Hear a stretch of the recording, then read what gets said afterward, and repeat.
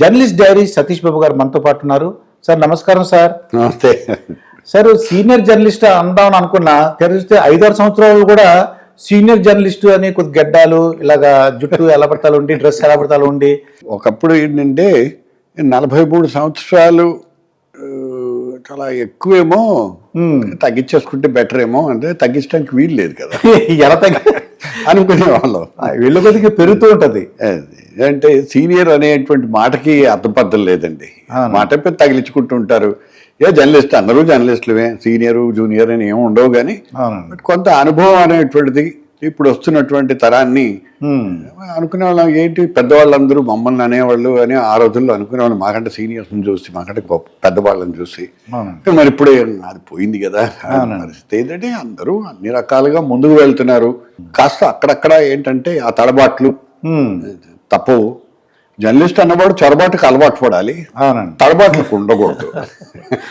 First ఏమో నేను కాకినాడలో ఉండేవాడిని సార్. ఆ టీవీ, చిన్న టీవీ ఉండేది. దాంట్లో ధర్మపీఠం అని ఫస్ట్ మిమ్మల్ని బాగా రికగ్నైజ్ మైండ్లో బాగా వచ్చింది ఆ సంవత్సరం, ఆ ప్రోగ్రామ్ సార్. ధర్మపీఠం దద్దరిల్లింది, లేకపోతే అంటే అందరూ అలాగా అది అనుకునే, అంటే మీ ఆ ప్రోగ్రాము ధర్మాదద్ద ప్రభవతే సుఖం ధర్మేణ లభతే ధర్మసార ఇదం జగత్. అంటే భాగవతంలోంచి ఓ పార్ట్ తీసుకుని అప్పటికప్పుడే అది తీసుకుని అడాప్ట్ చేసుకుని పెట్టుకుని. ఫస్ట్ టైం ఎన్టీ రామారావు గారు వచ్చారు సార్. అలా ఆయన గురించి అందరూ తెలుసుకోండి, ఇంట్రెస్ట్ ఉంది. ఆయన ఏం మాట్లాడతారు, ఏదో దాన్ని ఏమంటారంటే పుకార్లేను వేరు, కానీ ఆయన ఏం మాట్లాడతారు అనేది ఫస్ట్ టైము మీ ద్వారా అందరికీ తెలిసింది సార్. అది ఒకటి ఏంటంటే ఫస్ట్ టెలివిజన్ మాధ్యమం అనేటువంటిది కొత్త. అప్పుడు ఇది 1995లో జరిగినటువంటి విషయం. ఇక్కడే మీకు కనబడిపోతూ ఉంటుంది. ఈ 1995లో ఏమైందంటే ఆగస్ట్ క్రైసిస్, ఆగస్ట్ సంక్షోభం ఏర్పడినప్పుడు చంద్రబాబు నాయుడు గారి తరఫున వాళ్ళ ఎమ్మెల్యేలు ఈయన అధికారంలోంచి ఈయన తోసేస్తే అప్పుడు దెన్ ఆ విషయం ప్రస్తావనకు వచ్చినప్పుడు అక్టోబర్లోనే ఎప్పుడో ఆయన దగ్గరికి వెళ్ళాను.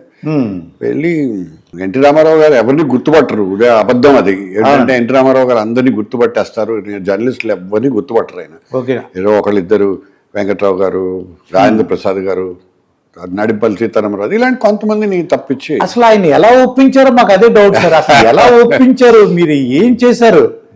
కుట్ర చేశాను.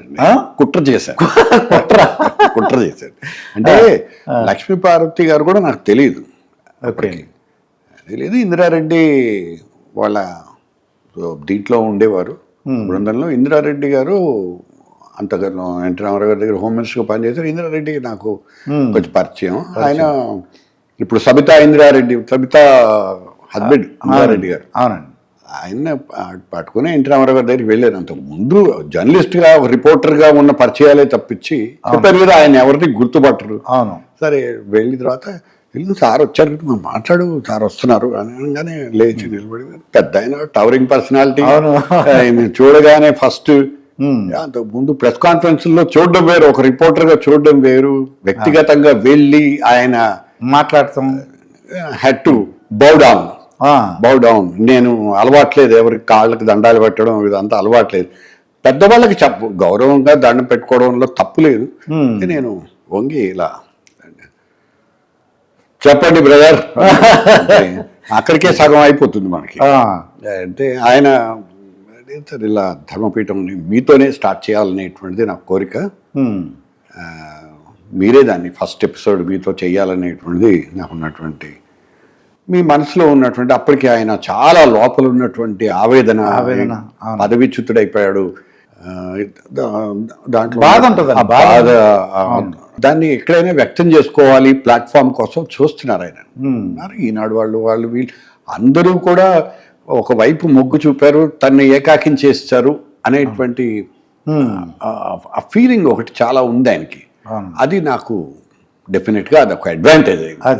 అది దాని వలన ఆయన ఒప్పుకున్నారని నేను అనుకుంటాను. అప్పటికే నేను ఏం చేశానంటే ఆయన్నే మొదట స్టార్ట్ చేయాలనేటువంటిది కరెక్టే, కానీ అప్పటికి నేను ఆల్రెడీ క్యాన్ చేస్తాను. నేను రేణుకా చౌదరి గారు చేశాను, నేదురుమల్లి జనార్దన్ రెడ్డి గారు చేశాను, తర్వాత 3-4 ఎపిసోడ్స్ చేశాను, నాదెళ్ల భాస్కరరావు గారు చేశాను.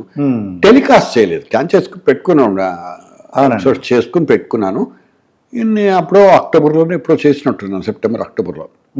అప్పుడే ఆగస్ట్ క్రైసిస్ తర్వాత ఫ్రెష్గా ఆయన అన్నీ ఉన్నప్పుడు అన్ని రికార్డ్ చేసుకుని పెట్టుకున్నాము. అయితే దాన్ని టెలికాస్టింగ్ మాత్రం సంక్రాంతికి చేసాం. ప్లాన్ చేసి 96 సంక్రాంతికి టెలికాస్ట్ చేసాం. ఫస్ట్ ఎపిసోడ్ ఆయన ధర్మపీఠంలో. మీరు ఆ చిన్న క్లిప్ ఇస్తాను చూడండి, దాంట్లో తెలుస్తుంది మీకు.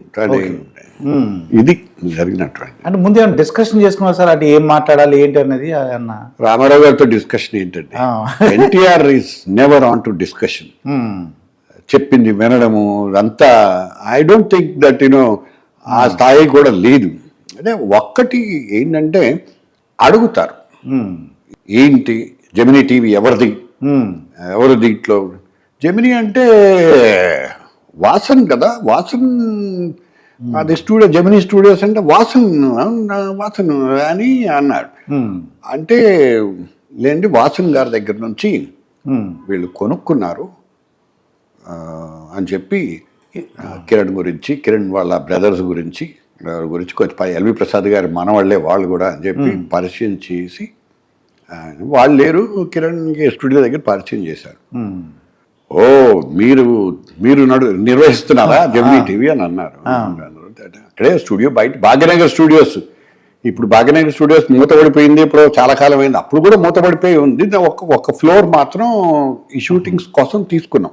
ఓకే, అక్కడ అన్ని షూటింగ్స్ జరిగాయి జెమినీలో. అప్పుడే ఛానల్లో ఎట్లా అనేటువంటి స్టార్ట్ అయినటువంటి కొత్తలో అన్నమాట. సో రామారావు గారిని స్టూడియోకి తీసుకురావాలి. ఆయన ఇక్కడ కూర్చొని నా ఇంట్లో నేను మాట్లాడతాను, నువ్వు కెమెరా తీసుకొచ్చేది అది కాదు. ఇది నలుగురు సెటప్ అంతా ఉంది. సెటప్, దాంట్లో జర్నలిస్టులు, మిగతా రంగాలకు సంబంధించినటువంటి వాళ్ళు, వీళ్ళని అక్కడ కూర్చోబెట్టి ప్రశ్నించాలి. వాళ్ళు ప్రశ్నించాలి, ఆయన జవాబు చెప్పాలి. ఓకే, ఇది విషయం. సో అది కాన్సెప్ట్. ఆ కాన్సెప్ట్ని ఆయనతోటి ప్రారంభించాలి. కాబట్టి ఆయన ఏంటంటే సరే చాలా విషయాలని ఆయన్ని స్టూడియో దాకా తీసుకురావటం. తీసుకొచ్చారు సార్, ఆయన వచ్చేసారా? లేదు, నేను వెళ్ళాను. నేను వెళ్ళి ఆ రోజు ఏంటంటే షూటింగ్ ఉన్న రోజు తీసుకురావాలి ఆయన ఇంటి దగ్గర నుంచి. రోడ్ నెంబర్ 13 బంజారా హిల్స్లో ఉండేవారు ఆయన. ఓకే, లక్ష్మీపార్తి గారు కూడా అక్కడే ఉండేవారు. వీళ్ళు అక్కడ ఉన్నప్పుడు ఆయన తీసుకురావడం అంటే, సరే నేను కారు తీసుకుని, నా దగ్గర అంబాసిడర్ కారు ఉండేది, స్టూడియో కారు. ఆ అంబాసిడర్ కారులో తీసుకురావడం బాగుంటుందా లేదా అని. ఆయన దగ్గర మారుతి 800 కారు. 800 కారు ఆయనకి చాలా ఇష్టమైన కారు అది. లక్ష్మణ్ డ్రైవరు, ఆయన ఆ రోజు రాలేదు. సంబంధించినటువంటి కుటుంబానికి సంబంధించినటువంటి సినిమా పెద్ద ఆయన ఉన్నారు, ప్రసాద్ గారు అని. ఆయన డ్రైవ్ చేస్తూ, నేను లక్ష్మీపార్తి గారు వెనక్కి కూర్చున్నాం, రామారావు గారు ముందు సీట్లో కూర్చున్నారు.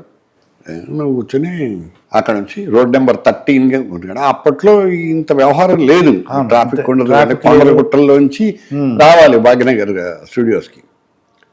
వచ్చింది రా, దారిలో పెన్ అన్నాడు. ఇలా అన్నాడు.